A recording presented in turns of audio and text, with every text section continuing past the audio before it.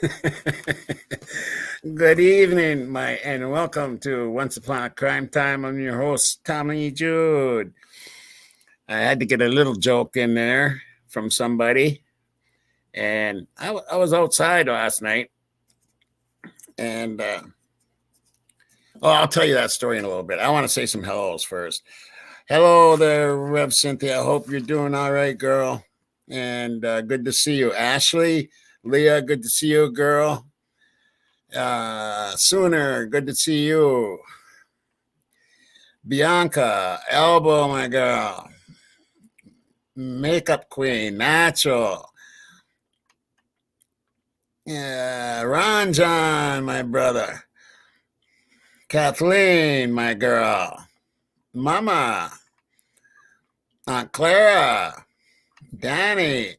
Rach, good to see you, my girl. Deb, good to see you, girl. And everybody, hello. Well, tonight's a good special night, and got a couple of guests here. I went outside last night, and I was walking around the yard. I live in the woods, you know. You can see all the stars, and they shine all bright. And all of a sudden, I started hearing this like a jingle noise. Jingle, jingle, jingle, jingle, jingle. And I was like, what the hell? And I look up and I see this little red dot in the sky. And it's coming down. And I look and it's Mr. and Mrs. Santa Claus. And I was like, oh my God, I haven't seen Santa Claus since I was a little kid. And man, they came in and we're all, jolly and drinking eggnog all night long, and they stayed the night. They got drunk. Had a hard time waking them up. So I want to introduce Mr. and Mrs. Santa Claus. How you doing, Sarge and Golf? Good one. Thank you. I'm definitely not the heavier set of the two in the Santa Miss Claus scenario here. It's been a while. 162. Oh, Right? I'll be the Santa. It's okay. You'll be Mrs. Claus, Sarge. I could be Mrs. Claus. I don't have any gender issues. What the Me hell? neither. No, me neither. No. Just my boobies are lower than normal. Just keep that in mind, folks.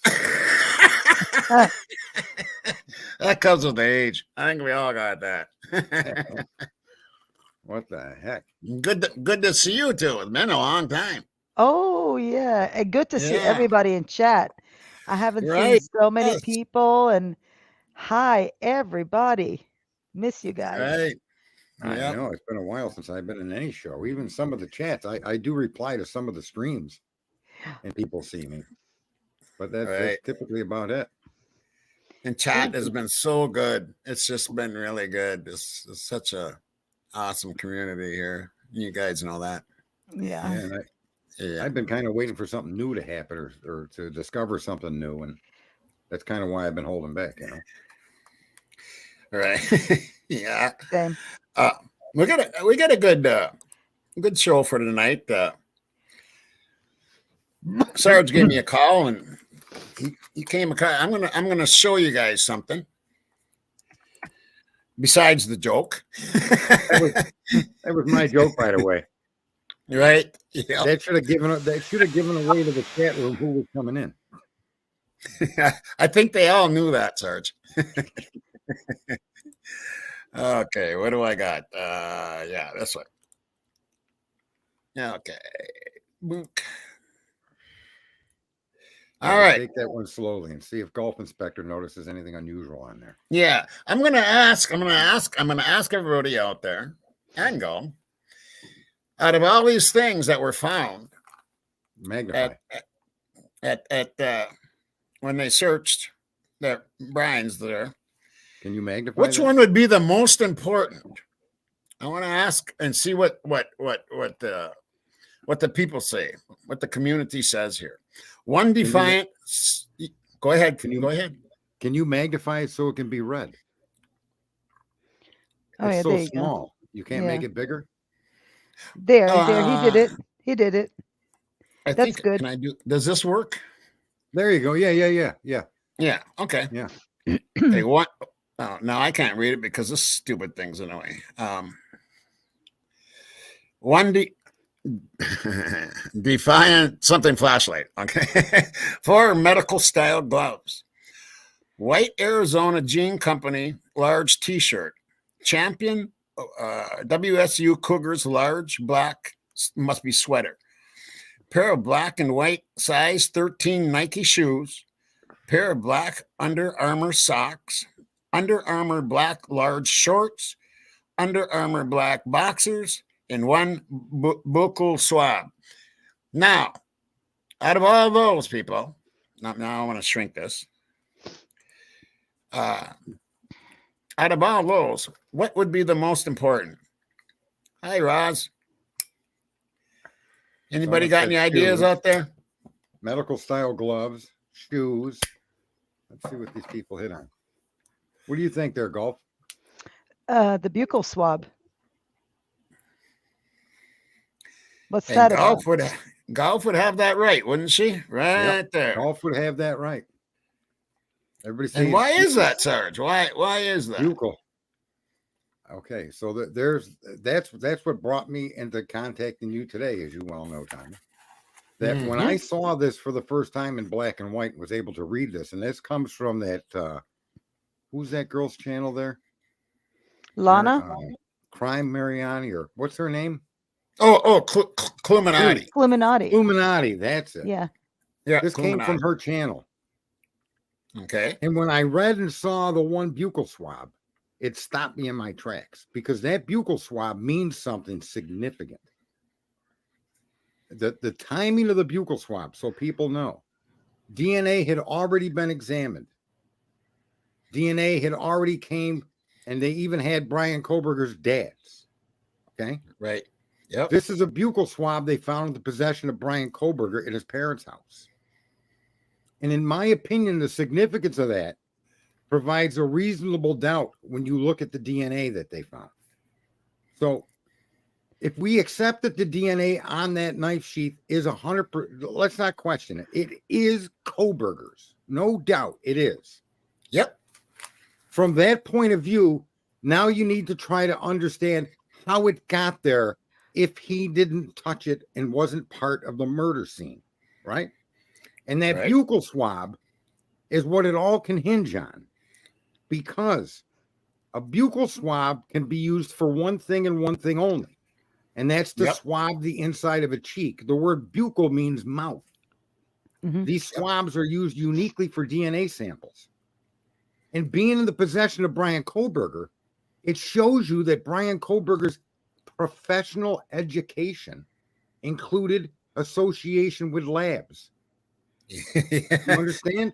Bam! So that is the thunder big thing I take from the buccal swab.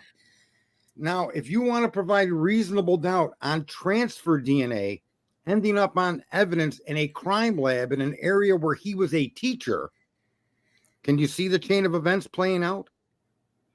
Right. Yep. So what you're saying, Sarge, is that buccal swab belonged to Koberger, and they took that into evidence. Yes, So, they found that in his possession. Yes, that was right. Koberger. The way Sarge, you almost think that it's something that they did, right? No, they didn't do anything. That buccal swab belongs to Brian. So take away the conspiracy that they're trying to frame or plant evidence, and just take the information we have and accept it at face value, whether you like it or not. Yeah. Right. Yep. So, like with the automobile, the blurry pictures, the non-definitive declaration that's Brian's car, is a circumstantial piece of evidence that, when added to other pieces, could very well make a person appear guilty and be convicted. Right. So and that associates him with a lab, correct? Well, no, exactly. Here's what I'm trying to say is, if you're going to use circumstantial evidence to build guilt, then you also use circumstantial evidence to build innocence. And in this situation, True. the fact that Brian Kohlberger was a teacher of CSI means that Brian Kohlberger's interactivities, inner travels would be connected to the very people that did the work in the lab and in the house of Queen Road where this crime took place. Right. And because we're talking about transfer DNA, you provide a plausible explanation as to how Mr. Kohlberger's DNA could possibly have ended up on that weapon sheath.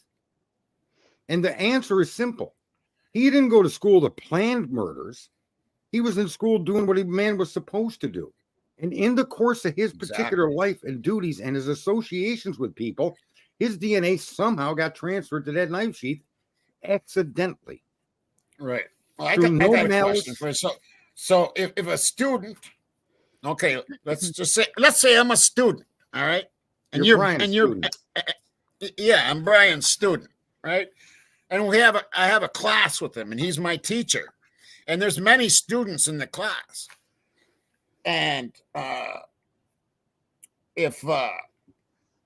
and we're all in the same vicinity. I mean, we're in a classroom. We all are trading papers with him. Wait, we already know he's a tough grader. Right. So yeah, he's grading papers with him. Exactly.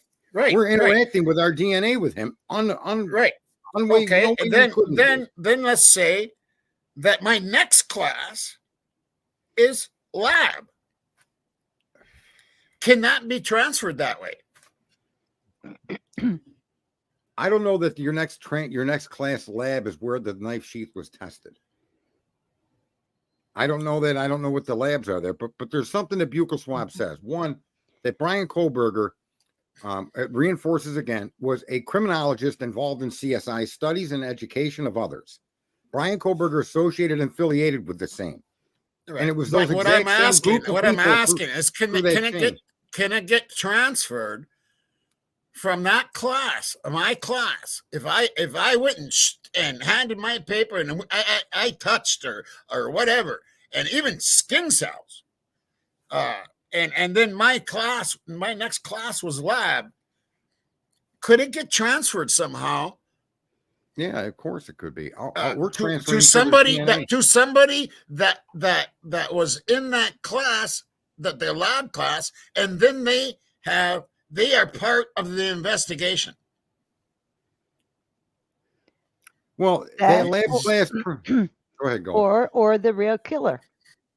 Or the real killer.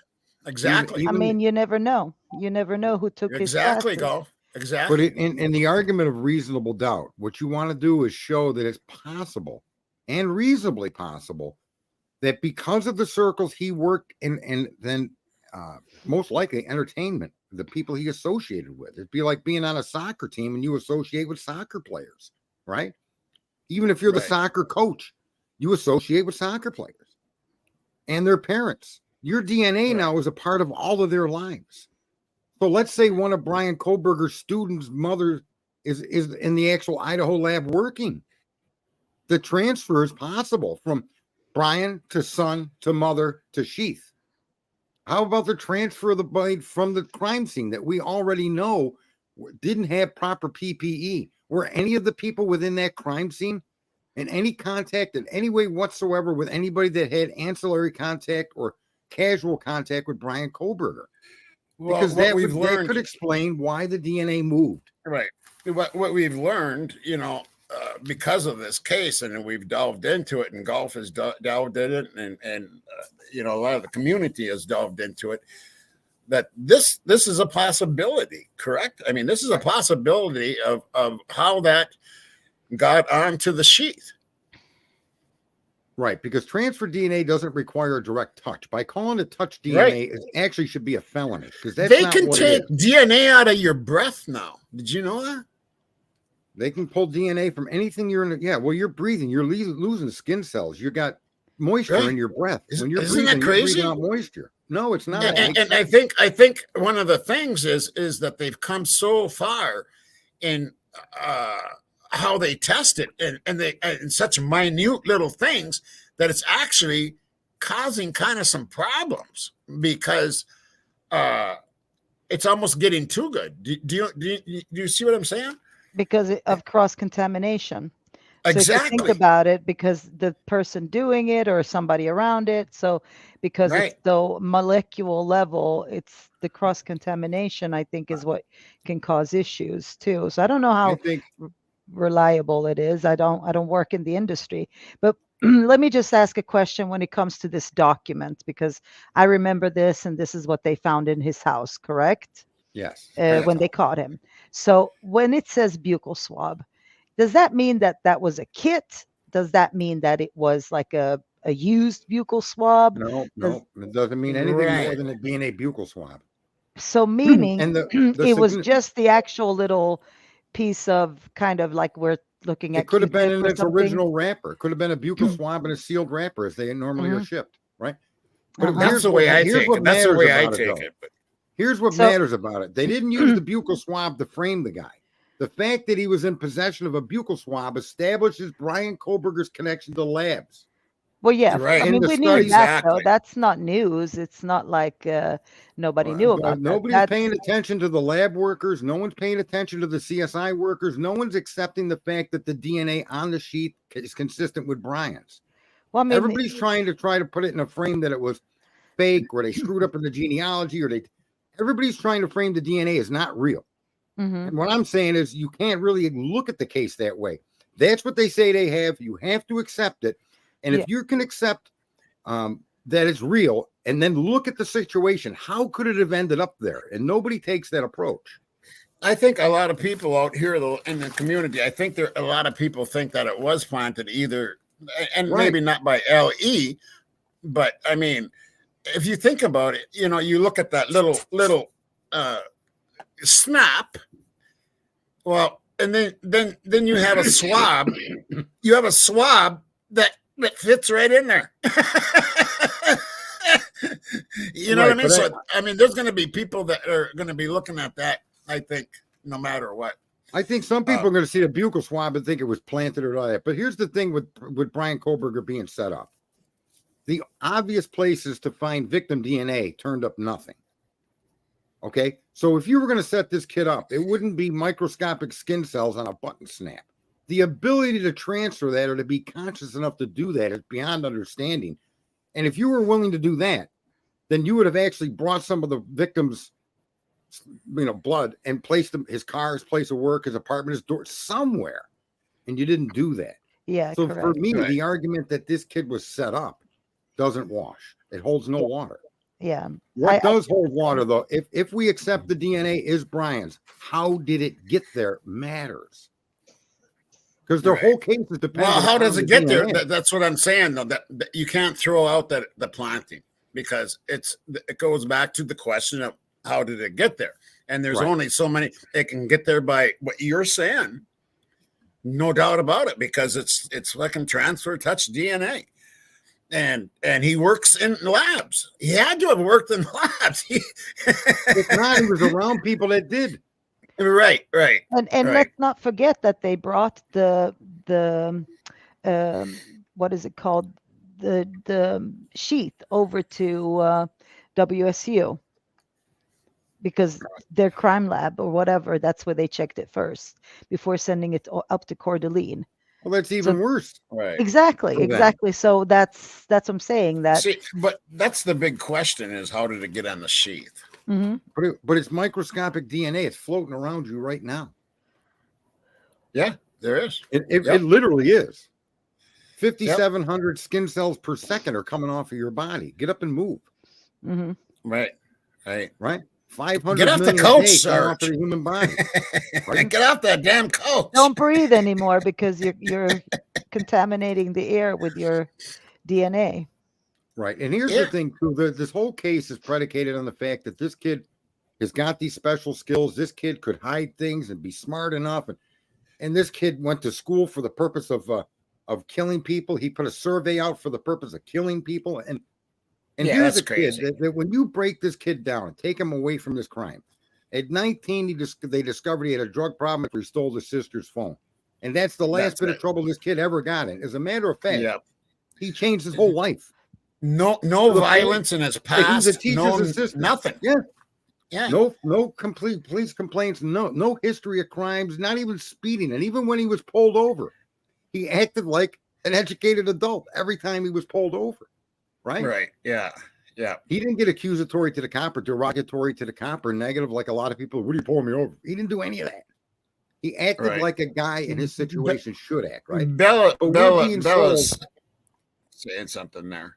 Chain of custody of the sheath, and that's a big thing too, I think. How Well, about the bags that's part of what they don't want to release, or they didn't Exactly. want to release, is the chain of custody, because listen, that was not done right. But also, they're not going to use the DNA, I think, in this trial. Like, that's not going to be. They already managed to paint that picture of Brian Koberger in the light that they wanted. And I always said from day one that somebody who's close to the investigation leaked a lot of information to like News Nation and places like that. They knew what they were doing. They knew exactly what they were doing. And that's how they got that information. Everything from News Nation to, those bigger stations, Fox, Right. whatever. So Cynthia's got a good point there. My concern is the lack of any other DNA on the sheath anywhere. And that is a concern. What did you say? there isn't a lack of it. I There isn't a don't know lack. that there may have been trace DNA all over that sheath for all we know, but only one single source was identifiable. No, well, on the sheath itself, but we don't know that the unknown male DNAs where they were yet. That's true too. That's That's the true, problem too. here. And But then it really gets to the question of why did they just go concentrate on Brian Koberger? But can If I there was also two in there. home pings and can I all reply the to rest. Cynthia there real quick? Yeah, go ahead. Sorry. Here's my reply to that. So let's just say that there wasn't anything discernible pulled off of the leather in the other areas. That's not impossible either. Right. Every item you pick up doesn't necessarily mean it's going to have identifiable DNA on it. Right. Albo's Okay. got something there too. She said she'd be willing to bet money the DNA on the sheath came from that first lab that found nothing, and the one he spent his time in. Exactly. Right. Exactly. Right. And this is an avenue Yep. that really doesn't get much attention. Most of the stuff I've watched is people putting together possible this person or this event or that event happened, or looking at the grub truck. But the real question to me has always been, if the evidence they have is the evidence that they're relying upon to prove this man's guilt, can any of the evidence be explained away reasonably? And in all of the instances so far, including the pings, including the video for the car, yes, you can't say so 100% that those belong to Brian Koberger at the times and locations you're claiming. You just can't make that argument with the evidence you presented us. What you're left with is DNA. And you've convinced us that DNA is Brian's. Okay, now what? Well, is there a reasonable explanation why Brian's DNA may have inadvertently been transferred to that sheath? And there is. There absolutely is a reasonable explanation. He is the soccer player hanging out with soccer team people. And if you find his DNA on something in a murder scene where a soccer guy was killed, don't be surprised if you find Brian's DNA. Brian affiliated himself with these guys. Then you have let's say that you have this lab and they go to the student goes to the lab and does this, they have class in lab. Then he goes home and handles the murderer goes home and handles his sheath and his knife. You know what I'm saying? Well, the sheath, I think the transfer took place when they were examining it at the lab. That's the most likely place that the transfer. That's probably the most likely. It was inadvertent. See, but here's a question. I don't know how this works, but you get a plastic crime scene bag. Okay. You put the blade or evidence in the bag, and then you put that in a brown paper bag, and then you ship it somewhere. Right. Right. My question is, are they swabbing the bags before they pull the evidence out? Right. Right. We're talking about transfer DNA here, folks. So that to me would matter. Did you buccal swab that bag to see if it contained any trace DNA on it before you remove the murder item, the evidence? Right. I don't know that labs do that, and if they don't do that, that's a problem in my But opinion. let's look at this honestly, like overboard here, just as a bigger deal, because I would like to talk to someone who's a crime scene investigator, who knows what they're doing, who has studied this. And I have this one question for them. Is it possible for someone to go in single-handedly, kill 4 people with a knife in, let's say, 18 minutes, and that's being super generous, That's and really big. That's and double the time. and okay, let's say 10, but let's say 18 as they claim. Let's say what they claim, and no other DNA is found other than on a sheath. Is Right, that that doesn't make possible? sense. Would he have time to clean himself off, clean up the crime scene, do all that in that amount of time? I think that's the bigger question here. Is like, is it even possible? No, Well, like Especially one to get, half of a to get where it footprint, got. half of a You know what I footprint. mean? So I mean, either they have more evidence, meaning they have more DNA or something that they're holding back on that they're not letting us know about, or this It is it. doesn't seem that way. If this though, is to really me. it, I would like a crime scene investigator to tell me if that's even possible for one person. Right. well, I Even think like, let's say if it was Brian, like, how did he clean that up so much that there was no other well, than that these leads you little. to another road, though. That leads you to the person that had 8 hours to clean that up. See, that I question that you're answering, in my opinion, is a question that then puts the light on someone else at the crime scene Well, before, during, and after. that's something that they might want to do, if they're, Well, they're a good defense attorney. but as Is far as those doing things. the actual crime, I don't think the crime is out of a human's capability. Crime, but you leave something behind in that Not if short you're amount of. not. Yes, yes, but on the caveat that you weren't a part of the crime scene. In other words, they keep telling you they found male DNA, never mentioned female DNA. How is it that those girls that room and that didn't have a DNA from females on it? There were 2 females that were there to begin with. There were other females in the house. I mean, they never went in that room. They Well, never they hugged ruled that those girl. out. Those people were ruled out, is how that worked. I don't think so, Roz. I don't think that's what is that. I don't think that's what Sarge is trying to say here. I don't think. What? All I'm saying to So you then the is that college students were covering for Brian Koberger? No. No. Yeah. No. no, I'm not saying that either, Roz. What Right. I'm saying is that if we know for a fact circumstantial evidence can convict you, and if the DNA is Brian Koberger's, as they've said, and we accept that, then the pings and the video hold some weight to suggest that he was there during that time, because DNA cannot tell you what time it arrived. Your DNA could be there Right. for a week, could be there for a minute, could be there for hours, right? So how do you establish that DNA being deposited during the crime? You then have the car video and the cell pings. Those are the 2 circumstantial pieces that only matter if the DNA is Brian's. And let's go, it is Brian's. Now, the defense has to come up with an argument to show reasonable doubt to the presence of the DNA. I know we spent a lot of time arguing genealogy and arguing the specifics of what they do, but the bottom line is that's Brian's DNA. And what we should look at is, how could you explain that without making a conspiracy theory? And it's simple. He's a CSI educator. He's Right. affiliated with the exact profession that investigated the crime scene and tested the weapons or the sheath. Yeah. Right. Yeah. Therefore, that opens the door for an accidental cross-contamination. Right. Now, Right. people could say too much coincidence, the pings, that, and the transfer, but is it really? We've all had great moments in life, and then all of a sudden an unexpected calamity hits you and you're caught up in the middle of something you never saw coming. Right.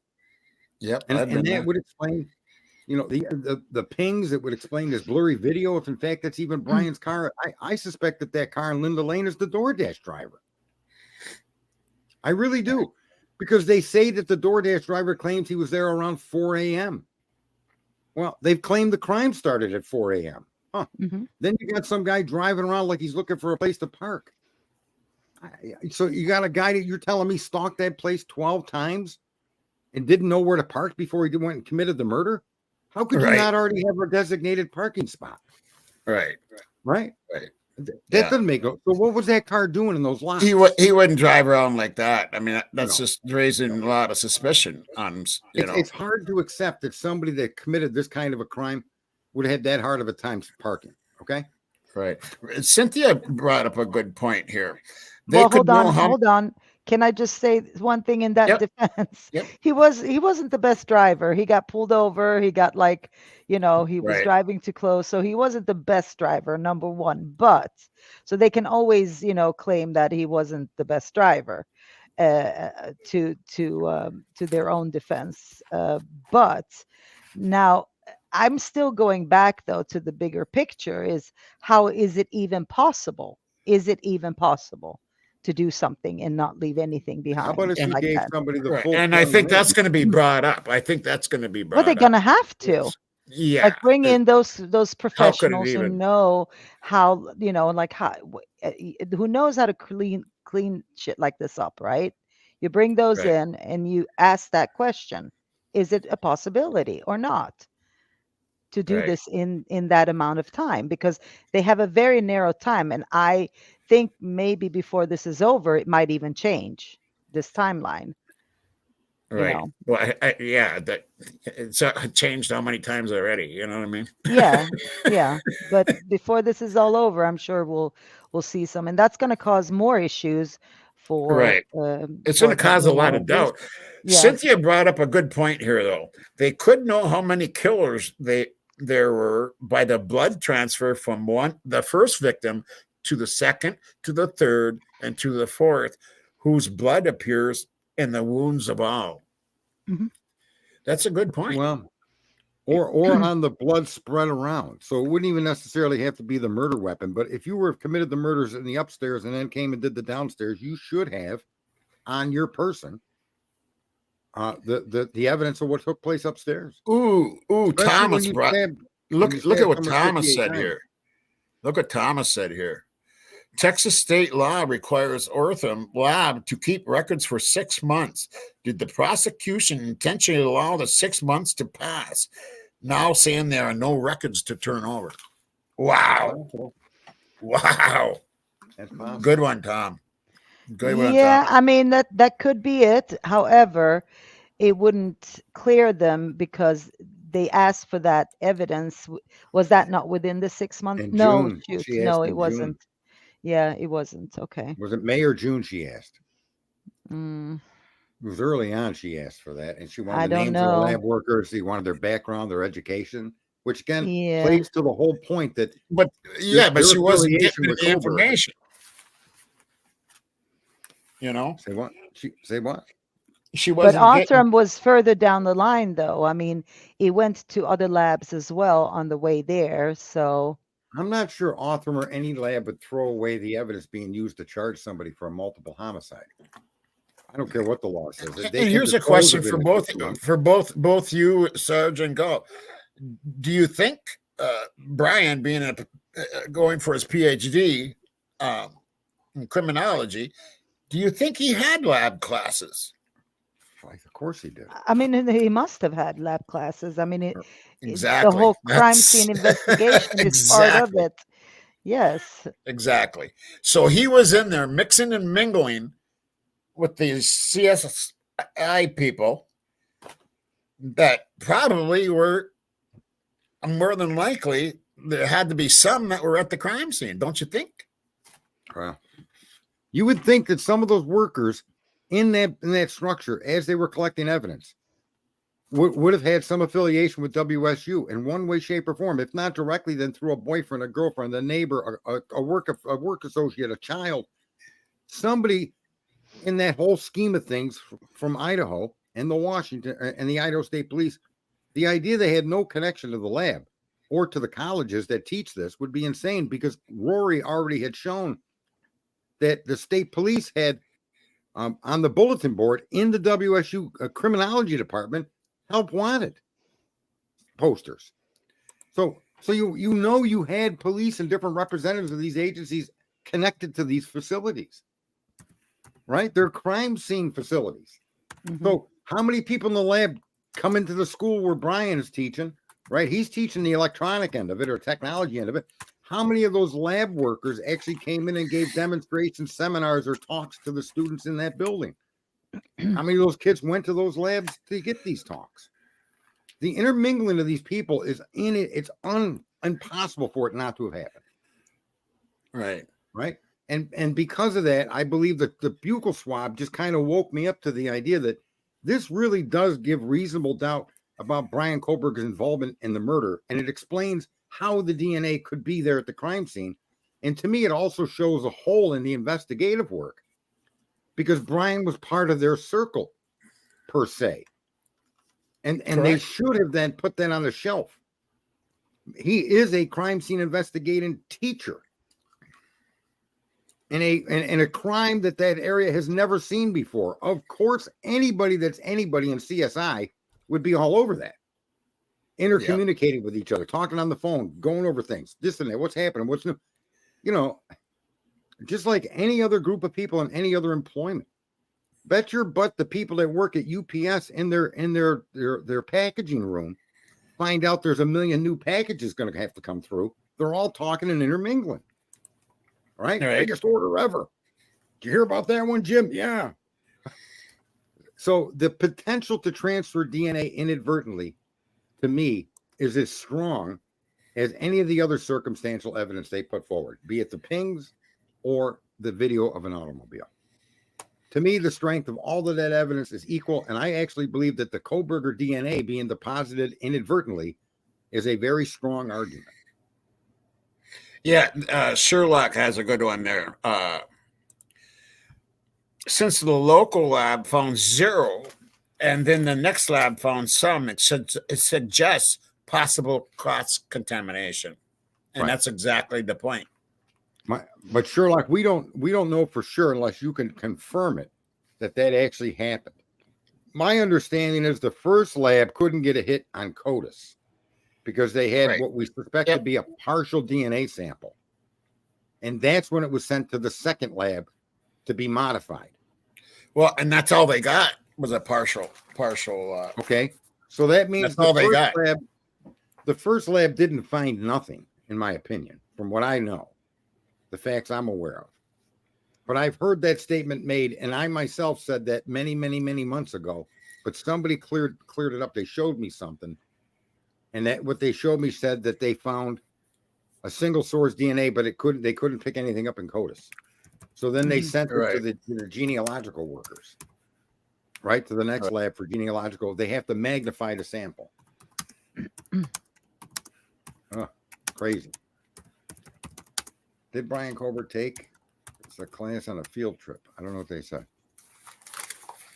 I don't know, but I did see, I think Jeff H. wrote that the girls had communication that would lead, that we know that they had communication and they were awake during the time of the murders. And I can tell you equivocally that if they set the timeline based on the two girls' telephone, nobody remembers 4:13 this happened, 4:17 this happened. That came from text messages. So you can bet your bottom dollar that those two girls were awake. But they're tracking the statements of Dylan. They're tracking the cell phone records. Right, but they're texting back and forth. Nobody remembers like at 4:17 this happened and 4:18 this happened, and come on, Sarge, you wouldn't remember that. Can I just? I'm not arguing your point. What I'm saying is that all of that goes towards Dylan's statements to them. Not Bethany. There's no Bethany involvement there at all. So when she said she heard a thud at about 4:17, they're establishing a 4:17 thud based on what they heard on a camera or possibly what was on their phones. But I suspect that was on their phones wasn't as intense as we're assuming. What do you mean? I really don't. I'm convinced because of this swab made me really consider strongly the cross-contamination as being a reality, a very possible reality, an inadvertent reality of transfer DNA from somebody affiliated directly in that field of study, okay, and that field of work. That's not only possible, but even probable. That his car was in that area and that his phone was in the areas they say. I don't think any of that stuff is made up or a lie. I can accept it at face value. The thing is, can it be explained to show that he is not a murderer? Mm-hmm. Right. And I think that there's a strong, all three pieces of evidence can be explained reasonably to show that he's not a murderer. That's all I'm saying. And I think the fact that his teachership that's been used against him and that survey he put forward is to try to frame him as a stalking psychopath is tragic.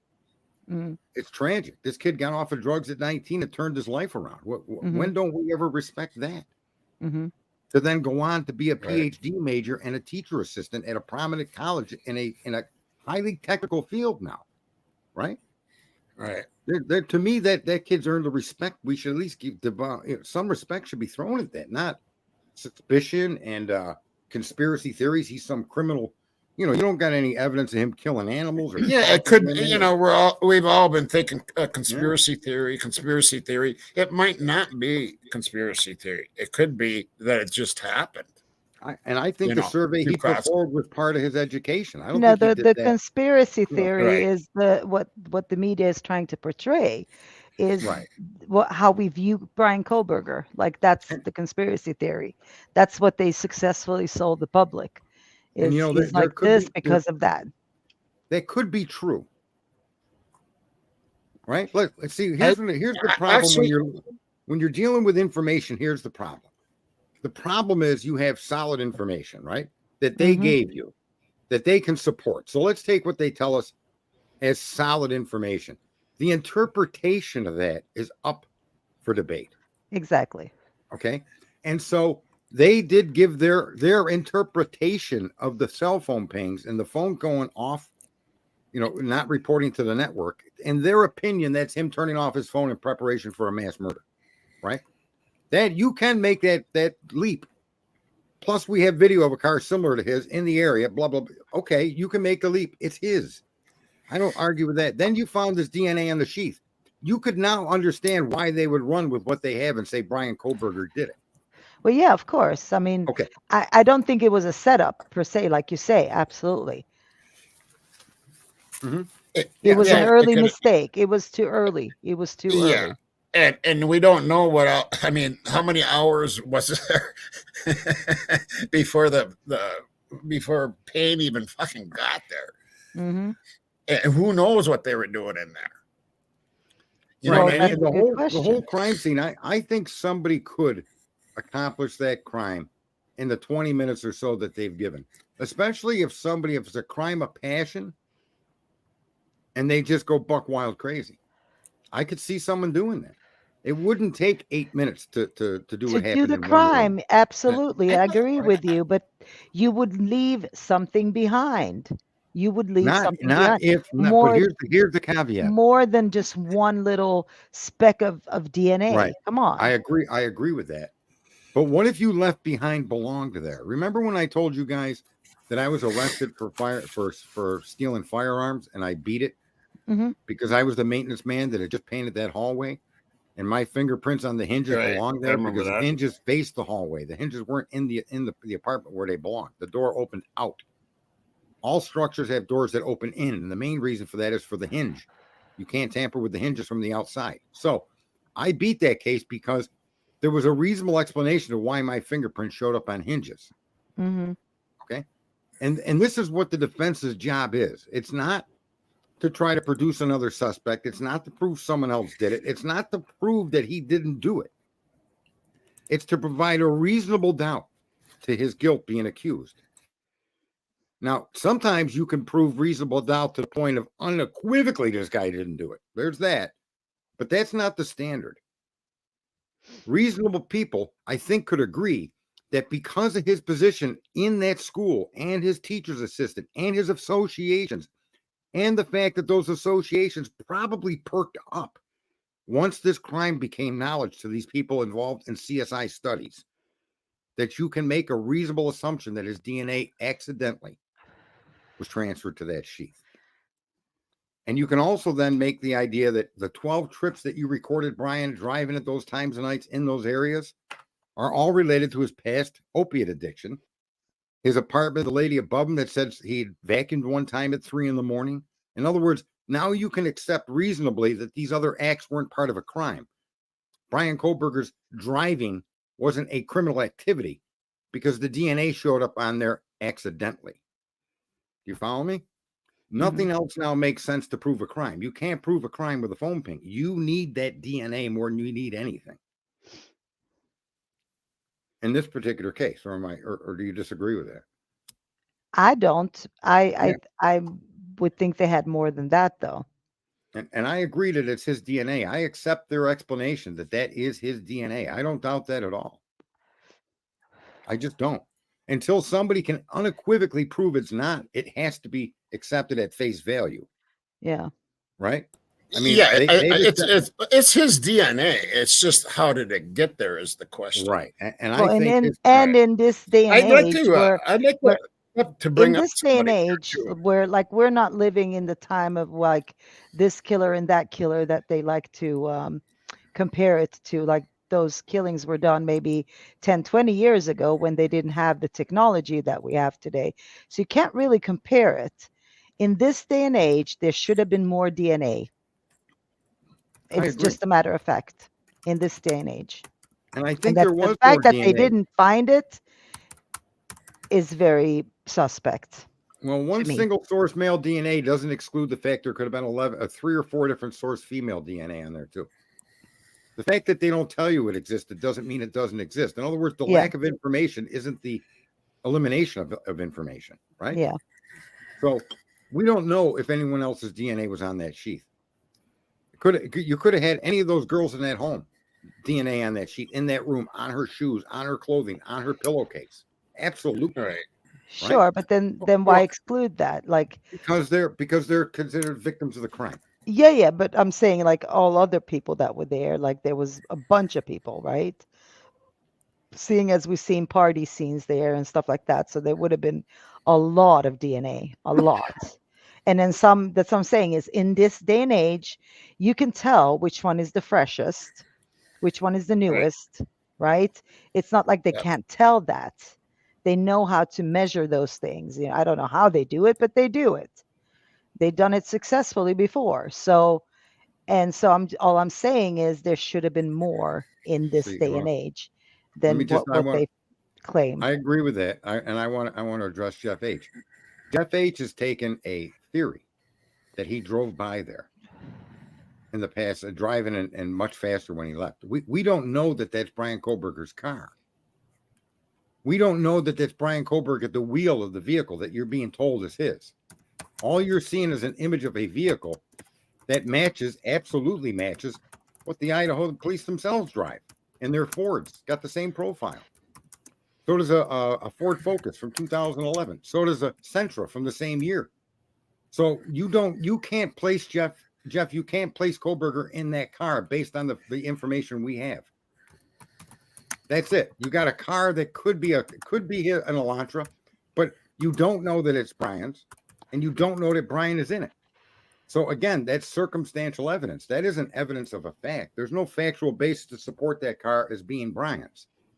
Well, no, and for that matter, it could be the car we've seen running by during Banfield video. Right. So all these on the different Banfield, videos. So it's like you can't tell the difference really unless you're an expert in the FBI. And the thing is, even if it is an Elantra, right? Even if it is an Elantra, a 2015 Elantra, it still doesn't identify it as Brian and Brian's car. It wasn't identified as an identifying issue here. It wasn't even identified as a 2015 Elantra. Well, but let's just take what we got is that we're going with now. That they're saying that's what it was. They're saying that's what they determined. Let's accept that. Mm-hmm. But show me where they show. Where's their statement that this vehicle was identified as Brian Kohlberger's because of a dent in the rear left door? Okay. Where's the word? Because of a visual image that came across the camera, we can see Brian Kohlberger in this vehicle. Where is that information? It doesn't exist. Right. So okay, I got Michelle in here. Hello, Michelle. How you doing, girl? Hello, Tommy. Hello, Sergeant Friday, and hello, Golf. How are you? Hi, Michelle. How are you? Or Michelle. Sorry, Michelle. It's okay. You can call me Michelle. That's fine. Yeah. Hi, Michelle. Hey, She's guys. got some things on DNA that you wanted to say, right, Michelle? Yeah, I really like that you guys, that you and the gang up here are talking about this, because I was just talking about this today and about this transfer. Right. And I had even taken some notes about how this kind of went, how this could have gone down. And there's some other creators, obviously, that are talking about it. And it kind of it ties into quite a few things that could be discussed.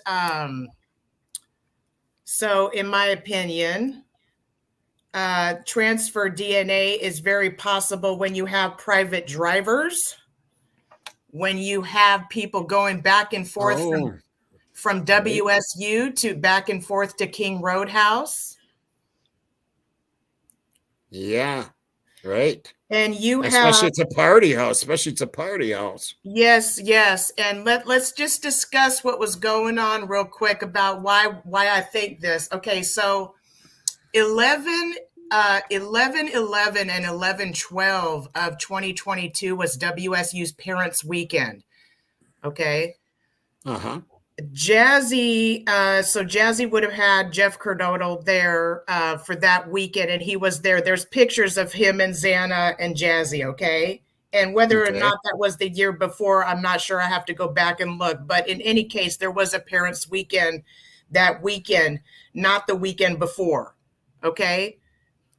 So what we have here is a situation where we have people going back and forth from Moscow to back and forth to Pullman. Okay. Right. Yep. And then you have the kids that is going to the bars, and they're sitting on seats, and they're doing all kinds of things and touching things. And then you have this knife sheath that ends up and says in the PCA, it was later found.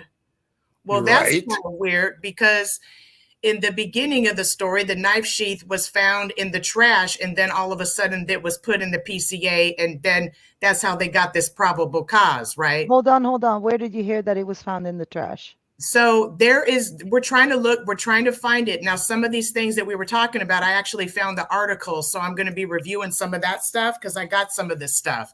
And what you want to do. Shell's a digger, man. She's yeah. I'm glad to see you back good and strong, girl. I've been watching your videos, and you've been really coming on strong. Yes. So that part of it, like you said, Golf, is really like a matter of, you got to prove it. You need to have the receipt. At least you got to have the article, something. Yeah. Okay. Do you have it? So that's the one thing I'm trying to find, is that particular piece. But what I want to explain is, we have this transference back and forth, and we have people that are touching. We have Brian, who was considered a teacher's aide. He was going for, we have kids that could have been mad at him for scoring them harsh. Yep. I've been saying that forever. I don't believe that at all. And that would tie into even some sorority beef, because if it was a female, she could be telling her friends about it. You're talking about him being set up. Yes. Well, that's one option. Okay. Highly unlikely, though.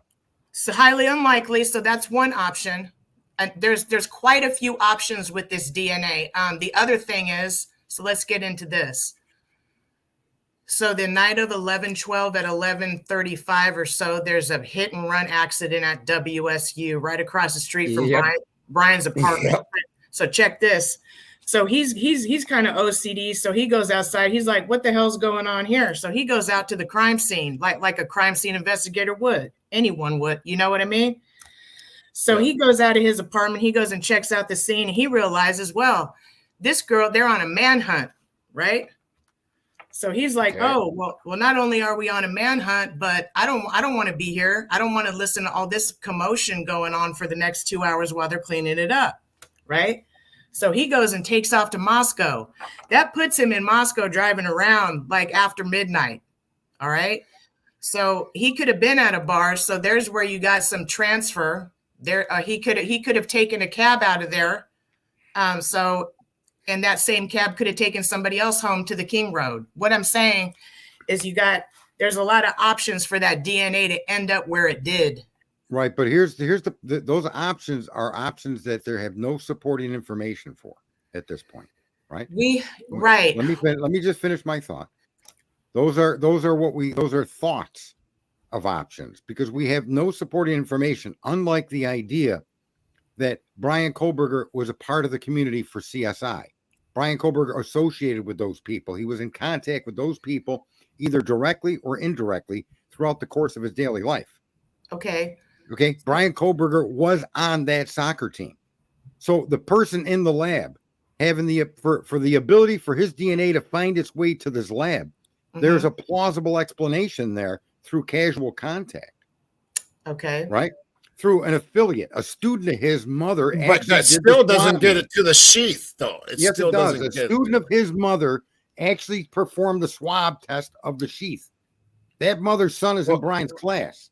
That's true. My point is you can actually look for a way because there is a plausible way to explain that transfer through his career choice and his involvement in this. And that's definitely an option. That's definitely, like Michelle said, I think there's many options there.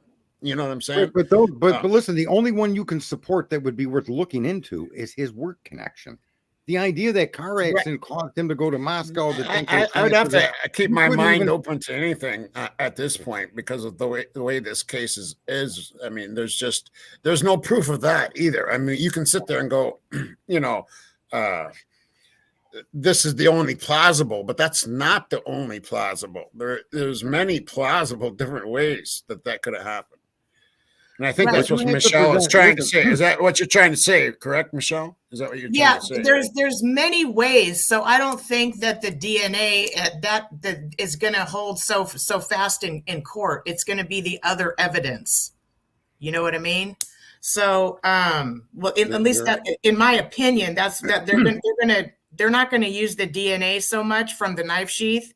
They're going to use what else they got. They're going to use those terabytes. They're going to use video surveillance. They're going to use footage. So do they have footage of Brian and his dad driving around Pullman when he came into town?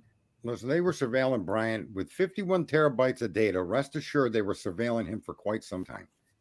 So you don't have 3 pieces of evidence in a PCA who take up 51 terabytes of data. So why did 3 pieces of evidence, right? A ping, a video, and DNA. Where do you get 51 terabytes? You wouldn't even get a terabyte from that. Well, that's from from everything that they've collected and from his towers and all that, from his apartment, everything that they took, they were able to manage to get, obviously list 51 terabytes of electronic data information. It was 51 terabytes of evidence turned over to the defense. Yeah. Okay. Right? They didn't denote what it was, but I'm telling you, 51 terabytes is such an enormous amount of information that all the information on DNA that's known to man couldn't fill 51 terabytes. Okay. As technical as DNA is, you just couldn't do it. Yeah. So my point is that 51 terabytes, based on what I've seen throughout this case, is surveillance of Brian Kohlberger prior to the actual arrest.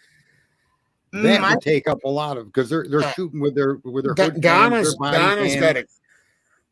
got a good thing here. Maybe he stocked the lab material that was used for collecting at 1122. Maybe one of his students did.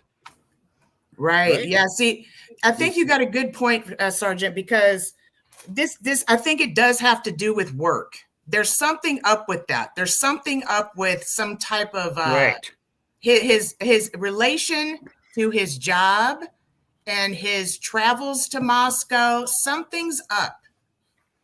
Well, I think that this kid, you call it the worst luck in the world, right? Yeah. So the first thing of him driving around, this happened to me. I'm not going to get into the life story, but this happened to me where I am the most unlikely person to have been in the situation I was in. And yet there I was. And there was circumstantial evidence to suggest I belonged in that situation until finally they understood it. No, I don't. You people are insane. Mm-hmm.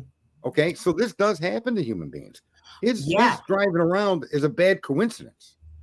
His pinging isn't a problem because it's connected to his driving around. So those 2 pieces of information aren't necessarily evidence of anything at all. Except if they can actually pinpoint those pins really, really, really exceptionally can't, close. But they couldn't track the phone can't. during the time of the vehicle within that area they're showing on the video. Yeah, because it was off. I mean, that's what they're claiming. yeah, exactly. So We don't know one that thing, it was off. can I just say one thing, Tommy? I saw people were complaining they can't see Michelle. If you remove that Oh. big picture, Oh, right. Yep. yeah, so that they can see her. There we Yeah, are. there you go. Okay, There's Michelle. sorry. That picture was to help me, and I appreciate that. Yeah, it's really good to see you back, and you're up with strong. Boy, you're popping those things out left and right. I can't even keep up with you. Mhm. I really that's feel good. like there's just so much more to share, and I'm putting this story together tonight. I'm going pie bet a fight tonight. All right, we're gonna go into it, and that. and that's gonna bring in the WSU U of I connection straight up, and that's what I'm on. I'm on that connection. What about that one Okay. professor who did an interview, appalled that he was walking the halls with Brian? Listen, I think it's reasonable to make an argument that the transfer DNA of the type found is reasonable to suppose that it went through the environment of work. I don't think that that's an argument a jury wouldn't buy.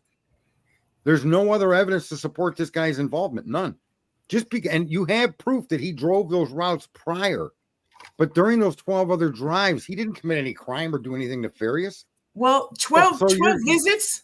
12 visits to Moscow in a matter of 3. Listen, I could go to Moscow 5 times. Listen, if I'm going to go to Walmart and I don't want to necessarily hang out in Pullman, you know what I mean? I'm going to go to the Moscow where there's more stuff going on.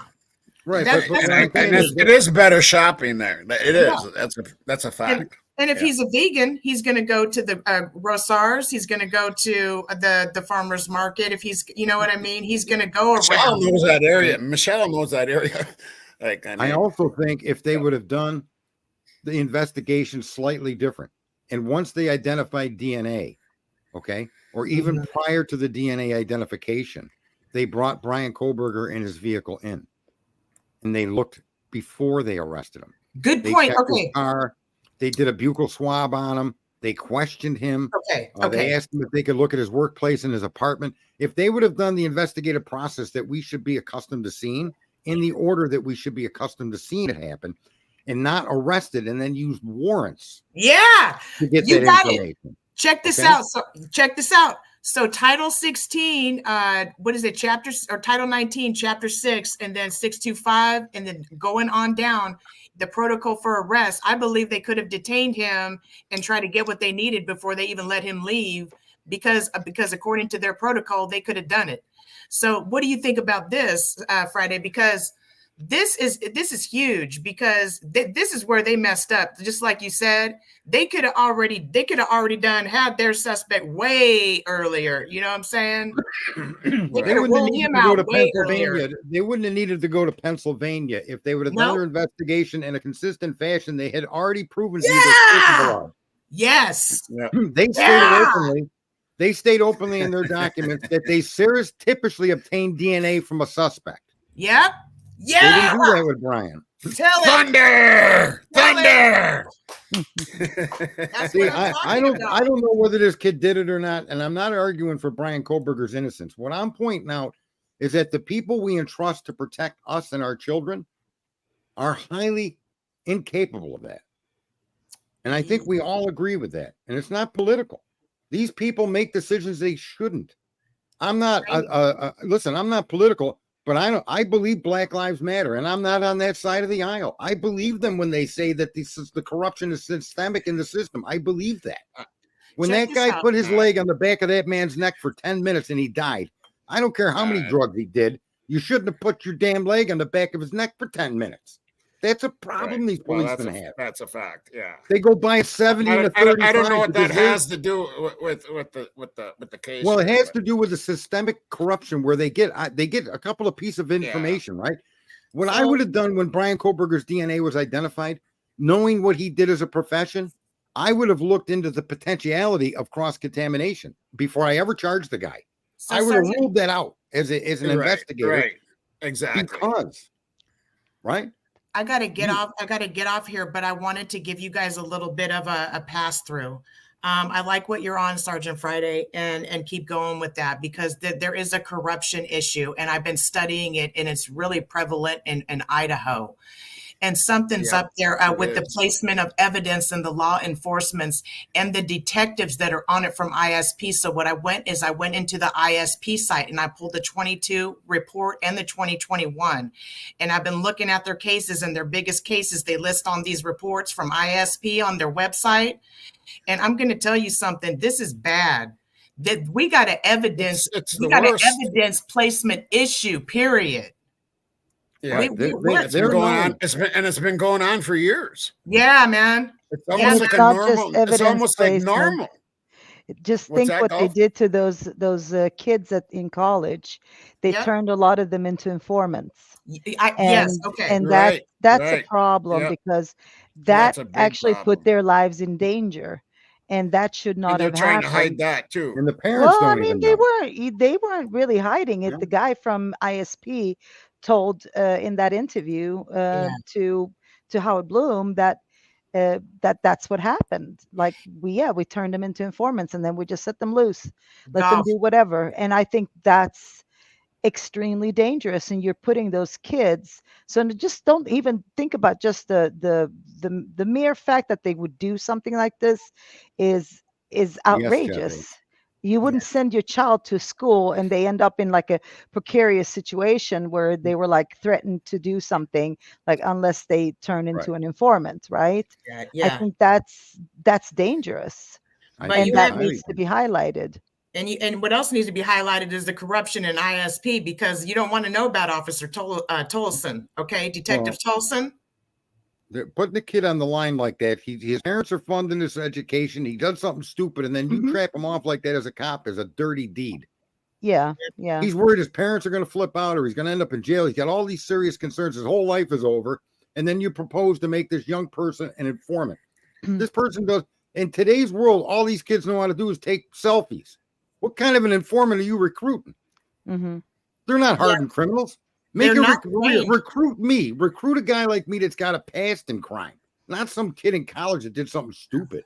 No, because they're not trained appropriately. Absolutely, and they're too immature. Are you saying you want to be a narc? They got no experience in that circle of crime. These kids aren't. This isn't something for inmates. I know you don't got a lot of time, Michelle, but I'd like you to be here when I play this part of this video that you had, and this is going to go off track a little bit, but I thought it was something because I've never seen it before. So if you just hold on a second, I want people to see this, and I know that you only have so much time. So, which one is it? Yeah, this one. Okay, so I'm going to let this play here. Okay, so anyway, how to use this jammer? Let's see. Audio jammers like AJ3 are so convenient because they are super portable and battery powered. You can keep them in your pocket or your bag and just switch them on when you're having a sensitive conversation. There is no setup necessary. The AJ3 has an effective jamming range of 150 square feet, which is plenty for most rooms. You are welcome to shop around for more powerful unit. All right. But since there's some information, audio jammers are small, usually mobile devices designed to interfere with the way listening devices operate. When you switch on an audio jammer, it masks the sound of a conversation, ruining recordings and impeding live audio surveillance.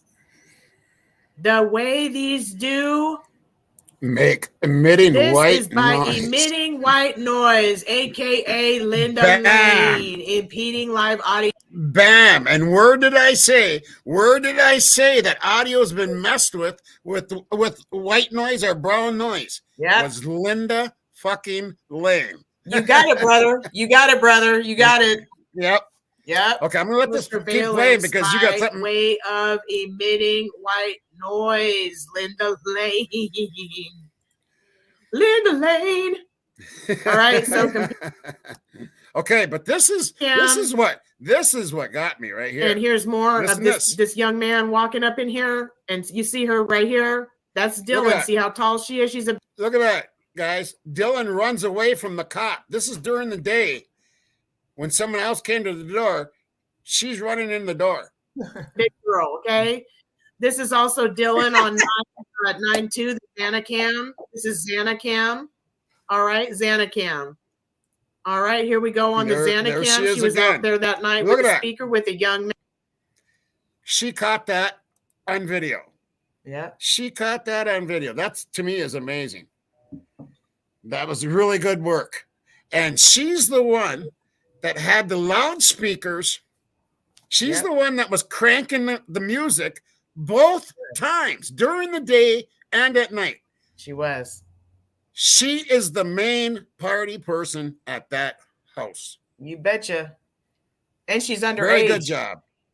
Thank you. Well, listen, I'm still and always. That's very good work. I mean, that's just crazy, man.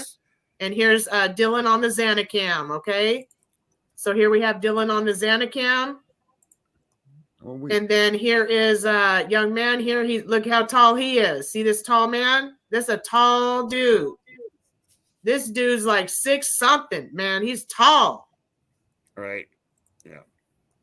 But look at there she is. You look see? where his head is in relation to that doorway. Right. Yeah. That's a cop, I do believe, isn't it, Michelle? Yeah, I think that could be the cop. I'm not really sure. Those are terrible pictures, man.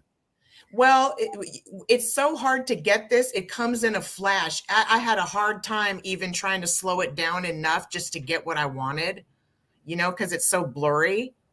I mean, they really tried to cut that out of the body cam. And that tells you right there, Sergeant Friday and Tommy and Golf. I'm telling you guys, they have corrupted all of that footage. Yes, they have. Right. I believe they have. In my opinion, they did. And when is this from? Is it like one of the stops? The cop visits, the police visits. So it's one of them. Okay. Yeah. So you can go look at it yourself, and you have to stop it right at the right time, right, Michelle? I mean, it's pretty quick because she darts in that door really fast. Well, it's because she's underage and drinking and all that. So that's we know she's a part of she's a part of the situation. Whether for whatever reason, because she was in the home present before, during, and after this crime. She's the one that found the body. Right. She's the one that made the contact to the police. And in all of my watching of crimes, and that she's normally a witness. Well, that normally denotes a person involved in the crime. Or you have that many things of somebody in association with a crime, they're generally the prime suspect. Before, during, after, familiar. Look to be like a psych, 58 times is emotional. Could be emotional, right? She found the body. She made the discovery. She called for her phone was used to call the police. It's all her. It was every all her. freaking step of the way. She's there, and the idea that she could know nothing would only to me fit is if what she don't know is the truth of her involvement that she's unwilling to share. Well, and that's my assessment of the facts. Right. And in my opinion, that's her jumping in the back of that SUV head first at 4:23 a.m. Okay. Well, how about the fact that's my opinion. She describes herself up until she states man in black with a black mask covering his nose and mouth with bushy eyebrows. Everything else describes her approximately 5'10", not muscular, average build. That's her. Athletic build, right? You know who she reminded me of? She reminded me of Linda Kasabian from the Manson. She was there for the murder. Manson. She saw the whole thing go down, but she's the one that got to be the star witness, and they let her go in witness protection all them years because and all the other people had to go to jail, and they were all mad at her because they're like, "Hey, listen, that describes Bethany." If you want to know my opinion is that I think the exculpatory evidence for Bethany is she saw something, and what she saw. I think caused her to leave the property because we know that door was left open. It was found open at 8:30 a.m. by a person walking their dog, right? We also know that Bethany was in the parking lot with the other students when the police arrived. What we aren't sure of is, was she in the home from 4 a.m. to noon? Or did she leave? And if she left, the question has to be an experience unique to her. What drove her to leave that house? I got a question. Because of her location in the home, she would have had to climb up the staircase from the ground floor to the second floor And her only option to egress at that point, if she panicked because of what she saw, would be the front door. Okay, I Right. just talked about this morning, and let me piggyback off of you and back you up. Now, if Bethany was gone and she came home in the morning and she walked up in the front door and you open the front door and then you realize, oh shoot, there's a scene here. There's a scene. That means somebody was downstairs too. Okay, carried downstairs, whatever happened. And when she opened the door, she couldn't even go inside. She had to back up and sit down in the front yard and go, hey, something's up. I got to call the cops. That's not what happened. So how do we know that? Well, because see, again, you're taking information outside of the facts available to us. But the front facts door open. state that both roommates were home the whole time. That's what it says. That's PCA what's said. the Okay, facts. then So if you want to if take that that's as true, a fact, yeah. I don't think then that's if true. that's but true, that's what it says. my assessment that she may have left and come back is inaccurate. Yeah, I don't think that Bethany, I think Bethany's the one that came home, and that's why the front door could have been open in the first place. If she came home, opened the front door and is like, oh, hell. And then, she was texting somebody in the house, and that's, what I'm saying? Something's up with that because There's something wrong. I don't think Bethany was home. I think that they were something's up. I think they were both home and they texted each other. I think that's what happened, that they heard something and they were texting each other. But what happened, they didn't know. I mean, did they get scared? What else happened there? And that's a good question. But I do There's just think to me, there. in my opinion, there's just too many fishy things for to say that they were just home. There's just too many questionable like the black things. truck going by at Banfield. Yeah, I mean, there's a lot of questionable things, and of course, that suggests that she wasn't home. Sense. But even the timing makes no sense here. Like the time, the commission of the crime time, and they just they desperately want to pull away from when the Banfield was going on because it looks really, really, really bad on the police force that there was a murder taking place two houses over, and they're there, messing around with kids and underage drinking, which is bullshit in the first place, right? In a college town. What about the noise? An unusually quiet night? Love you, girl. An unusually quiet night? Was it really that quiet? How do they? No, it was not quiet. Why did they? It was a really busy night. The brief information about Bethany and the PCA, did it state by her that she was home the whole night? Did that come from her? No, Bethany was at the party. They weren't at home. They seen them at the party at the in the PCA. Everybody was at home at a certain time, and I cannot remember what time now. By they were home until the morning, and they woke up by 9 or something. Sorry, 11, and that's when the whole.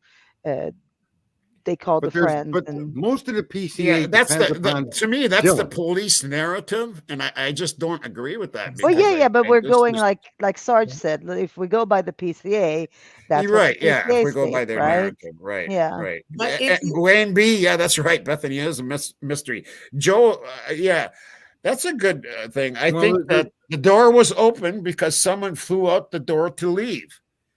Because maybe they seen what was happening and they went running out the door. I had taken that person that was taking that film. Do you know about that, Michelle? The guy that was in the back of the house taking the film. Do you know what I'm talking about? Yeah. Do you guys have? He said he seen a girl running away from the house at 2:00 in the morning. Oh, you mean that kid that posted on some forum that the photo club had set up a camera? Yeah. Right. Okay. Yeah. Well. Yeah. Check this out, Tommy. You were discussing the audio jammer. Check this out. They got a ham radio right on the corner of Taylor and Blake. They got the ham radio station right there. Yep.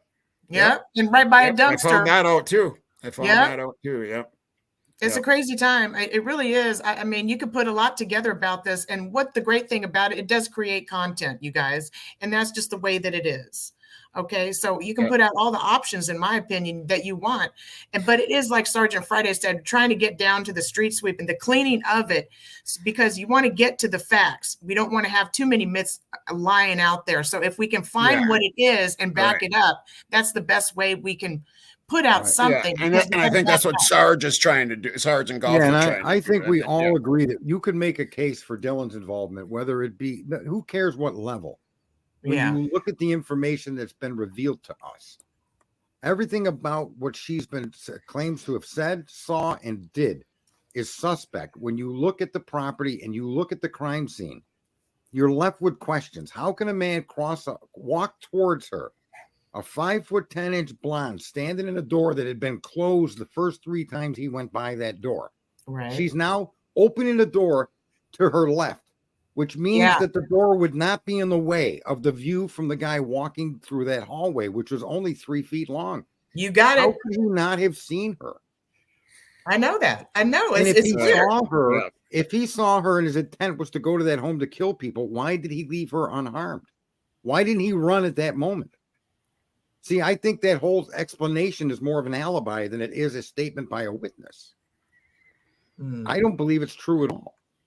Okay. It's just improbable that this would take place in that environment. And so I question everything Dylan said.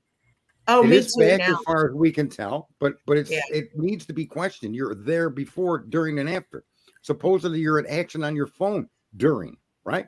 I'm and after. questioning. But I'm yet you never questioning- call the police, and they end up in a crime scene, and on their second pass they find a latent shoe print at your bedroom door.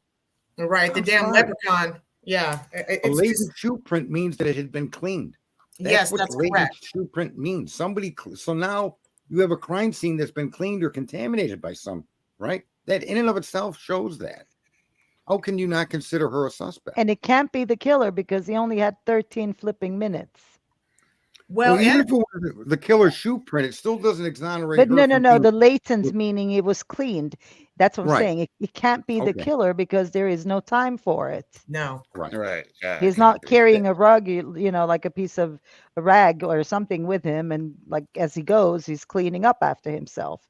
And during that 8 hours, she talked to nobody on her phone. She didn't use her phone.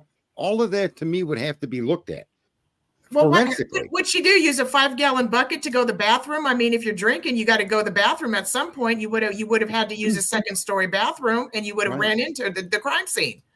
See, to me, you could stack more circumstantial evidence up against Dylan Morrison than you can Brian Koberger / if that DNA is explainable, right? And it looks to me like it is, then you have 2 people that need to be seriously looked at. And then I always go back to the 2 people thing. Okay, what did Brian mean? If what they tell us is true, and Brian said, "Did you arrest anyone else?" We don't know that he said that. We're being told that he said that.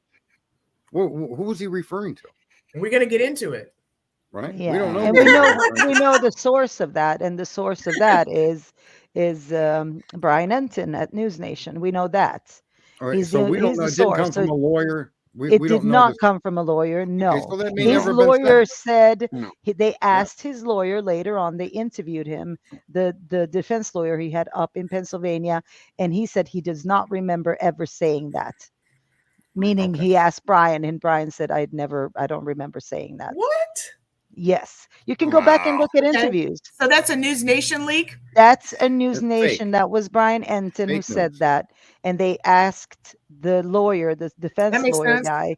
You have to go back and look at interviews he did back then. But they And could he be said- paid to throw shit off too. Excuse my language. But I'm but sorry. I still say, even if he did say it, he was at home. He was with his parents. Right. Did anybody else get arrested? Meaning, did you get my parents? What happened? Like, what the hell is going on? Like, did my father get arrested? Did my mom? I mean, I'm at home with my family, so that would make sense. Did Look they at- get arrested? Look at the If he wasn't- signatures too. Somebody told me about his signatures when he signed all the documents in Pennsylvania. There's a signature differentiation. We need to look for that, the signature differentiation on the documents that he actually signed. The initial document, the signature is a little bit kind of wonky. And so I think it would be a good thing to maybe look at some of the signatures that he signed. And that's a great way if somebody was scared, if somebody was Nervous. Yeah. I nervous. mean, you're shaking and all that. Right. Yeah. So there's other, a lot of different things to look at, but I really liked what you guys were talking about tonight. And I just wanted to, say hello in the chat, of course, and I'm up here, but I thank you guys for the opportunity to come up live. Thank you, Tommy. Thank you, Sergeant. Thank you, Golf. You're welcome. And Thank you. keep up the good work, girl. Keep up the good work. You're doing excellent work. And I'm doing what I can to help out the community, and that's the thing. Right. And I want you to know that right here in this community right here, these are really good people, and I got really good mods. I mean, they are the best. So you're always welcome here. You won't get ganged up on. You won't. You know what I'm saying? You can always come here and feel at home. Thank you. I really appreciate that, because I would like a chat that I can go to that's a regular one. So I've been looking for. Well, I'm thinking of doing this every Tuesday. I'm thinking of doing like an open panel thing, every Tuesday. So great. Yeah. All right, guys. Well, you All guys right. have a good live. All right. Great live Great so far. talking I've to been you. enjoying listening to you. All right. Take care. Take care, girl. You too. Bye, Yep. guys. Yep. Yeah, that was cool. Yeah. Yeah. My thing She had a is lot of problems with a lot of people and stuff. Yeah, and we all have our moments, man. she took a break and she's come back. I'll tell you what, go check out her channel, man. Put a link Stellar in the Star, room. I man. don't know. The mods have been posting the links. Could you post links up there again? Oh yeah, there you go. I think somebody posted Stella? it there. But Stellar Star, yeah. Like Rory Yeah, but said, she's one hell of an investigator. yeah, She don't be really afraid is. of asking the tough questions. Just like Rory Right. said. And she lives right close by there. So, I mean, she knows Right. what's going on there. Yeah. Yeah. Yeah. Well, to me, in the realm of all of this, it isn't, and this is a commonality that's shared across all different topics, is that we keep finding ourselves in situations questioning the people to be. These people, we should be confident in these people's job, and yet they keep doing things that undermine the confidence we have in their ability to do an investigation and prosecute a crime correctly. And in this area, it's been, look, they accused the doctor of murder, right? He sued him. They planted evidence. So this particular area, it isn't unique that it's happened there. Look at the Gigolo case, 13 years of corruption while he kept killing girls. Oh, beautiful. Give me more. We find ourselves in these situations constantly questioning. And just this case alone has already been met with questionable things because of what the FBI did to Gabriela Vargas, so that just all these little details that are, in my mind at least, corrupt. If you ask me, those are just signs of corruption, of something not being done right. So you think like, okay, this is all we know about what came out, these little tidbits with Gabriela Vargas, with how this went down, and what we know that the Gonzalez family had said. There's a lot of things that are just not making this something right. So this is just, right, and it carries on from case to case to case, the Delphi case, this case, the Gigolo case. Yeah. And it's a never-ending parade of these people in charge, the people that we either elect or then hire, the people that are there to protect us and do the right thing by us, are constantly under scrutiny because of their own behavior. Yeah. It's not because we're anti-police or we're anti DNA, we're not anti any of that. We love all of that. We reward their genius for figuring out this science. But can't you figure it out well enough to use it appropriately, properly, with no questions asked? Right. Yeah, I mean, we have some creators that were in here tonight. Stella Star, that Deb just posted the link there, and I also have a links in the description of Roz, because I knew she was going to be here, and thou shalt, of course, I got Rory's channel linked. But I need to. Huda is here too, so if if the mods can make sure that all these creators get their links in there. And I know you've been doing it all along here, so thank you very much. Back. She called me and I missed her call. I called her back 3 times and texted her nothing. Who that call Sarge back? No, she will. She will. Right. Yeah. Yeah, I I just didn't want to miss Huda. Huda. I didn't want to miss Huda, Rev. She's the werewolf of London. All right. She's awesome. She's another one that works just constantly pumping out videos of that. And Michelle, I'll tell you what, in 24-hour period, you're going to see about 25 videos. Oh yeah, no, I'm telling you, it's crazy. It's just one night after the other. It's just yeah, she's a hell of an investigator. It'll I'm be hoping she interesting to comes see back. what the judge does with this last motion. Has he ruled yet on? He's doing an in-camera review, but has he ruled on whether that evidence needs to be given to Koberger or not? Not yet that I've Not yet. seen. Yeah, I haven't No. seen. I that haven't yet seen any rulings, and I'm No. sure he's gonna let them see it. Like, how much of Thank you, that Deb. will we know? Probably nothing. All right. Right, and my opinion is that is his DNA that they found. I just You're- object. yeah, I don't object. you're I right. just think that there's a reasonable explanation for it. And you, Yeah, you know, me you too. in your own mind, if you really want to say, well, it went from this person to that person, that's too much to be reasonable. Well, that's okay Right. too if you see it. But that I way. am leaving my mind open to somebody wanting it to be there. I am leaving my mind open to that. I have to. I just have to. But I also have to leave my mind open to it. Just happened to get there because of all of this cross contamination The from. circumstances exist, right? There is circumstances Right, that yeah. exist that could. You got to look at it. You got to look at Right. it. And I think in the trial, it's going to cause a lot of problems. And I think Michelle is right. I think they're going to try to stay away from the DNA because they're going to tear that shit to shreds, dude. Well, I think Ann's best move is to show an ancillary affiliation between that lab and Brian Koberger. I really think that is an important thing for her to be able to develop, because that's more reasonable than the idea that little microscopic skin cell ended up on that knife sheath the result of an act of murder. If they Right. if they even use it much, they might Well, not they're even going to use his DNA match the crime scenes. They got to. If they got his DNA from a crime scene, they're claiming that DNA matches what they discovered at a crime scene, right? right. So how could you not bring that into court?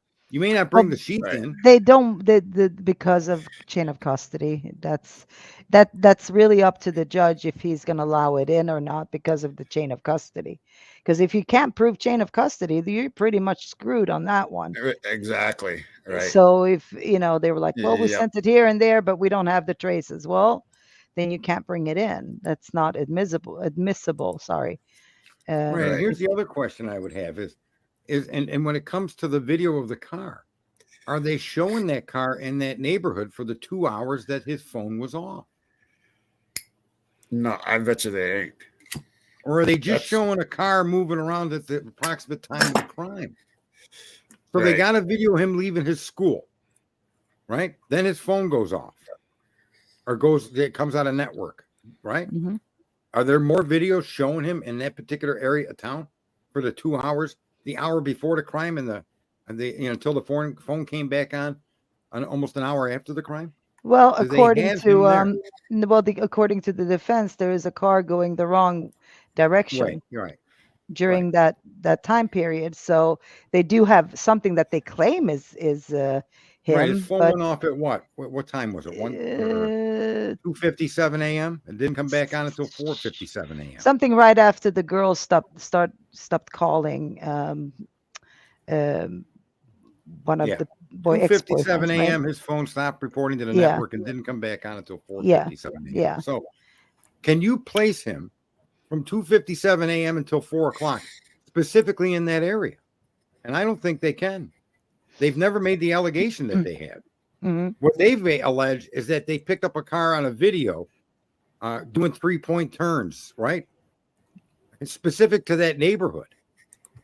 There's no indication that they got that car on video in that area during the hour before the crime that he had his phone supposedly. Oh, there must have been more because, as I say, the one that the defense wrote that he was driving on the wrong street and going in the wrong direction in the wrong car must have been another kind of footage from further down or something like that. But that car was going in, as they said, the wrong direction. So they have more footage that they claim is Brian Koberger. Obviously, And this, because and of that. Right. So you got it. But again, my whole point was the stuff they're using is circumstantial at best. Yeah, that's how And they're. if the DNA is explainable through reasonable doubt, then the Yes. other pieces of information belong to the reasonable doubt. You can't have one without the other, Mm-hmm. right? They're a team. So the whole basis of the pings in the video are what do you call circumstantial evidence to support the DNA ended up there at the time that they claim. That's Yeah. what those pings in the car are supporting. However, Correct. if the DNA through reasonable interactions could be explained to end up on that sheath, then those two incidences with the video in the car apply to the 12 previous trips he made where no crime was committed. You see, Mm-hmm. everything hinges on the point of view people have on the DNA, Mm-hmm. whether it was his or not. A lot of people think it wasn't. A lot of people are arguing the genealogy, right? I suspect it is his. But my suspicion, and I don't think it's a conspiracy theory, is that I never even contamination. debated that it was his. I know there's people out there trying to say that it isn't his, but I believe it's his. Yeah, It's just how did it get there? It's just how did it get there? Right. And I think it's the first time really in depth we've pointed out that the chain of events that could occur are likely and possible. They cross. Okay, I got something I want to show you before we close this down, and I posted it on my community page, so a lot of my subs out there are going to know this. But I think it's really needs to be looked at, and let me bring it up here. Now, this, I think it came from, it came to me in email, and I can't remember who it was that sent it to me, but it might be from 4chan, maybe. I'm not sure. So here we go. Mike Hawk. I think what we are seeing is a ruse. I could be mistaken, but I think the FBI has an investigative case open into the following parties. Number 1, MPD, Moscow Police Department. Number 2, Idaho State Police. Number 3, the University of Idaho. Number 4, Sigma Chi. Number 5, various people at the grub truck seen on camera while KG and while Kaylee and Maddie were there. These people were declared as cleared early on as to relax them so the FBI could investigate them with their guards down. Number 6, potentially some other people in the inner circle of the victims. And 7, the cartel leaders and their crew. I think there is no IgG analysis. The visit to Vargas was not designed to intimidate her, but they wanted her to back off so the FBI could conduct its investigation without interference. The FBI realizes that BK is being framed, and what we are seeing in the current court proceedings is a stall tactic to allow the FBI to conduct its investigation. I think BK is either a Fed and or is in protective custody. I believe several charges and arrests are coming from the FBI for very serious crimes like RECO, and including the 4 murders. Think back to the undercover agents that went to the crime scene. They went out of their way to make sure their faces were not seen on camera. If BK was truly the individual who committed the 4 murders, then there would be no need to send undercover federal agents, must be to the house. There. What do you guys think of that? Well, again, it's another plausible to some extent, but possible theory, but there's nothing to support that other than the assumption. So we have no way to know that Brian Koberger is an informant or in any way being put in protective custody. As far as we can tell, he's been in jail. Well, I think everything's an assumption. Right. Even saying that that there was cross-contamination is an assumption. I mean, it is. You know, it's an assumption, but we do have facts to support it, such as his place of work, right? Where right now all we know for sure is he's in jail. Is his jail stay protective custody? It could be. Could it be part of some plan to get the? It can be. It could be. I said this a long time ago that he might be in protective custody, and the longer this case goes on, the more I inch towards that. Well, and Because I mean, know, it's just so crazy. You know, right, I guess we're we don't saying know. more people are going to be arrested, more people are being investigated, and look at whether that's true or not. We have no way to know, and we have Right. nothing to support that is actually. In other words, the difference between that and saying Well, there is contamination- certain things though, like 50 FBI agents in town before it even happened. right. You know, how do you explain things like that? Well, it wasn't you- that, but how they explained that was there was some kind of conference or something going Right. on, and that's how that was explained away. But Right. They're yeah, I claiming to mean, be these the are best lab in the theories country. that are so like you can't prove it or disprove it. It's like, yeah, it's a theory, you know.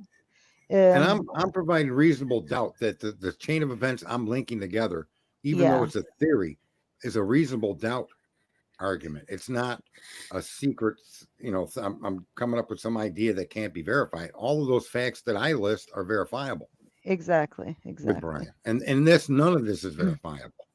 Is well, it it's not possible? verifiable. Sure. You're saying there's cross-contamination in the lab or somewhere. That's not verifiable at all. It doesn't need to be verifiable, but it needs to provide reasonable doubt. And in a situation he Well, finds yeah, himself in, any of the stuff would cause reasonable doubt. well, yeah. but this story and that thing you read, there's nothing in there that reasonable doubt can lead you to believe that that's actually happening.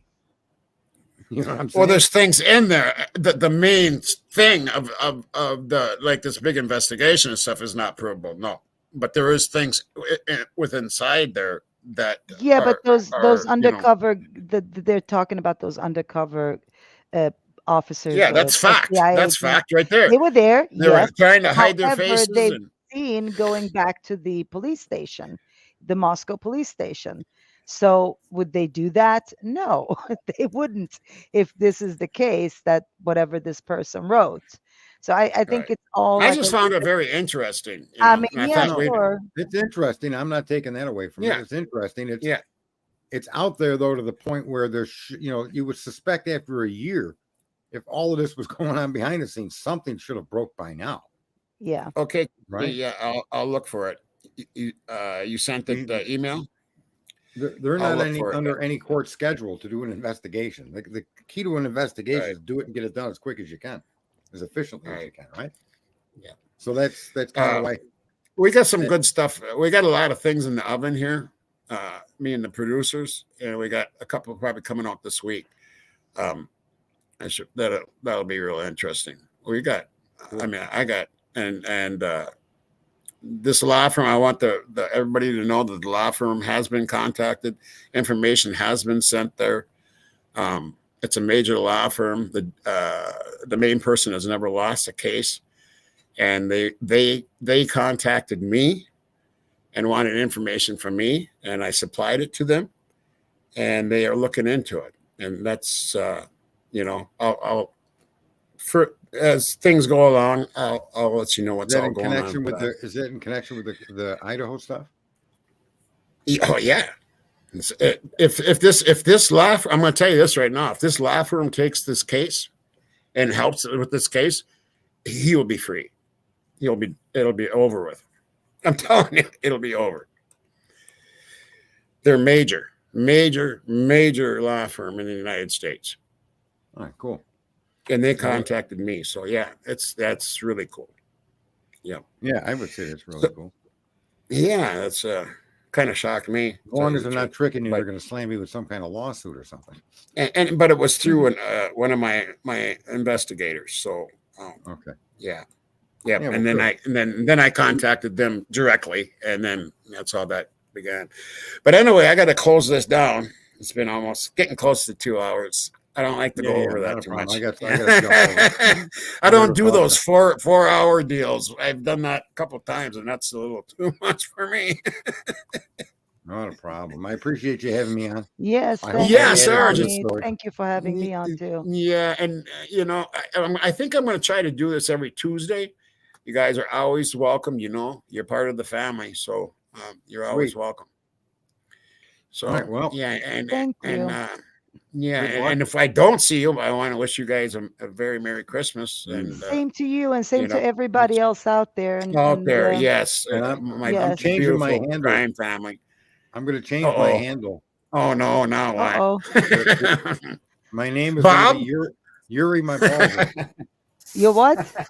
Yuri Mabalzich. Oh, okay. You're in my balls itch? Okay. All right. Mr. Mabalzich, you can call me. Right? All right. Bye, guys. See you, Sarge. All right. Thank you, Tommy. Thanks. All right, everybody. guys. Thanks, You guys Sarge. have a good evening. See ya. Yeah. All right.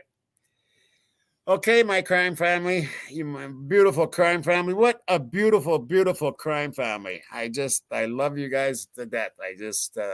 You're awesome. Awesome chat as always. My mods, you guys rock. The best. And I love you. I love you dearly. Dearly. And we do got some stuff coming out. It's gonna be, this week. So yeah, something to look forward to. We got at least one video coming out, and I'm hoping for a couple. So yeah, anyway, I guess all I can say is until next time, rock and roll.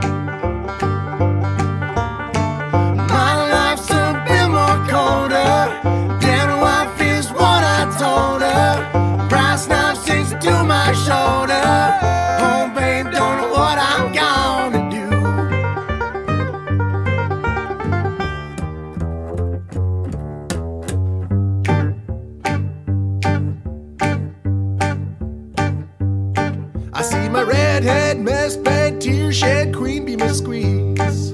The stage smells, tells, hells, bells, misspells, knocks me on my knees. It didn't hurt, flirt, blood, squirt, stuff, shirt like me on a tree. After I count down 3 rounds in hell, I'll be in good company.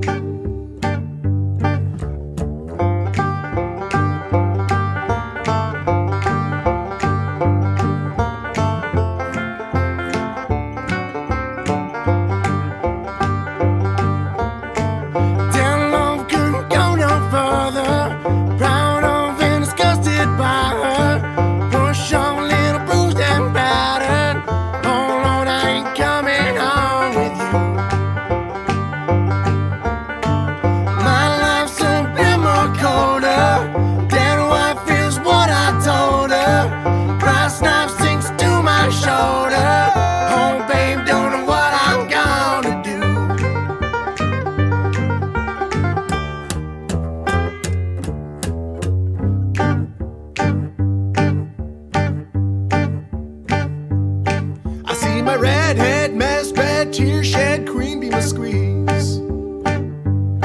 The stage smells, tells, hells, bells, misspells, knocks me on my knees.